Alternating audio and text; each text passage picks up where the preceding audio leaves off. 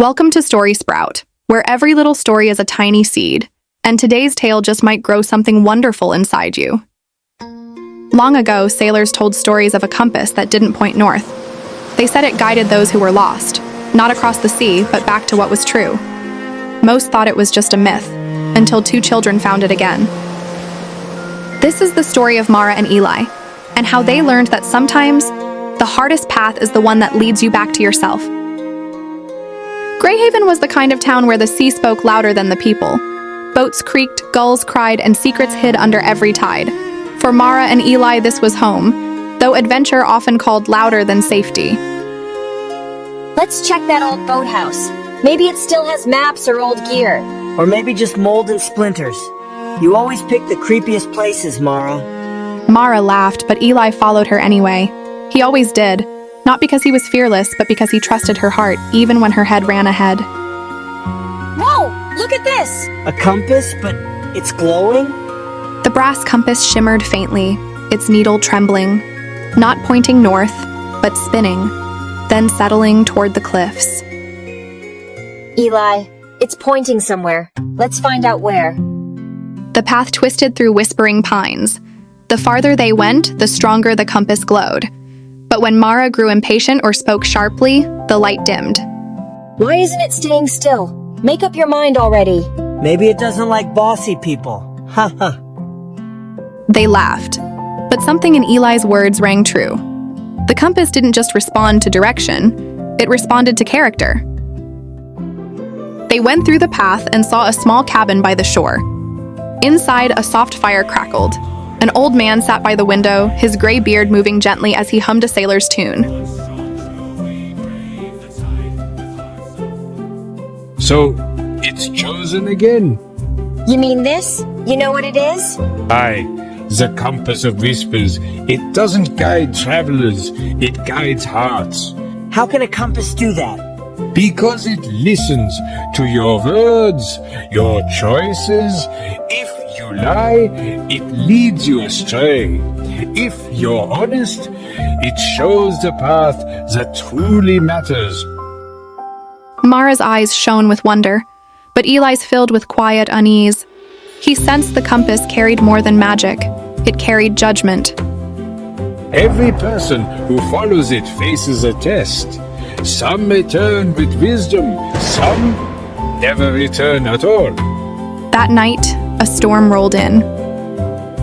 While Eli slept in a chair, Mara sat by the fire, turning the compass in her hands. She noticed something else, a small message tucked inside its lid.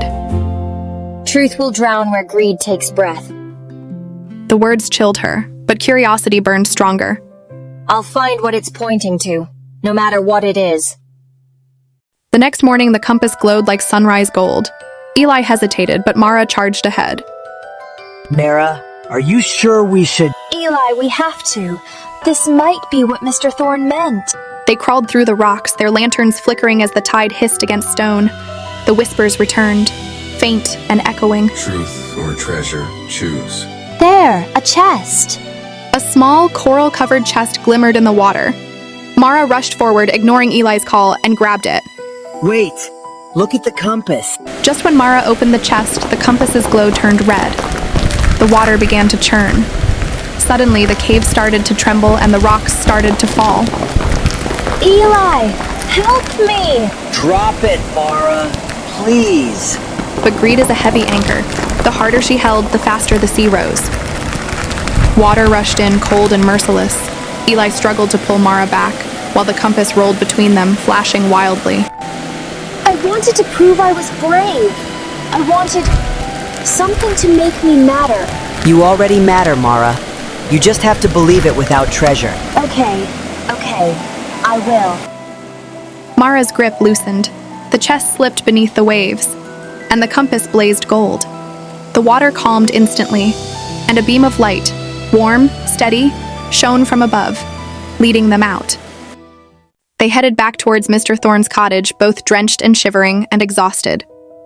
Mr. Thorne met them at the door, his lantern glowing like a second sunrise. So, you've seen the truth. I tried to take what wasn't mine. I wanted to prove I was worth something. Child, Your worth isn't found in what you hold, but in what you let go. And I almost didn't stop her. I was scared to speak up. Then both of you learned your lessons. Courage isn't loud. It's the quiet voice that says, I'll do what's right, even when I'm afraid. Mara looked down at the compass. It glowed softly, then dimmed as though it had finished its work. Days later, the storm has passed. Mara and Eli stand on the cliffs, looking out at the ocean. The sea was calm again, but something inside them had changed too. Mara's boldness was now gentler, guided by truth. Eli's caution was now braver, strengthened by compassion. Do you think the compass will find someone else now? Probably. Maybe it'll help someone who's as stubborn as you. Impossible. They laughed, and for a moment the wind whispered again. Not a warning this time, but a song of peace. Not all compasses point north. Some point toward honesty, courage, and empathy. When Mara and Eli followed theirs, they learned that the brightest treasures are the ones that live inside our hearts. And you? What does your compass whisper? Will it glow bright with truth or dim when you turn away from what's right? Every choice is a direction. Choose with courage, and you'll never lose your way. If you liked this story, don't forget to like and subscribe. And remember, big hearts grow from little stories.